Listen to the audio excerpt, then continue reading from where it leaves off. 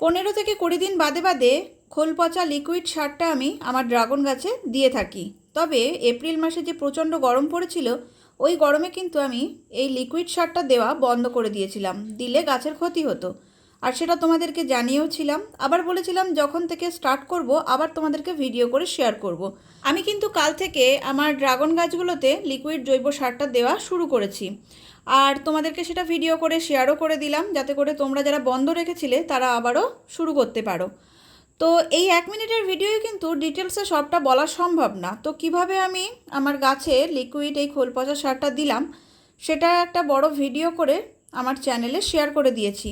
বড় ভিডিওয় অনেক কিছু শেয়ার করা যায়, আর বিশেষ করে গাছে আবার নতুন ফুল এসছে, ফুল থাকা অবস্থায় এই লিকুইড সারটা গাছে দেওয়া যাবে কি না তার বিষয়েও কিন্তু আমি অনেক কিছু শেয়ার করেছি। তোমরা যারা এখনও বড় ভিডিওটা দেখোনি, প্লিজ আমার চ্যানেলে গিয়ে বড় ভিডিওটা একবার দেখে নাও, আশা করি তোমাদের কাজে আসবে।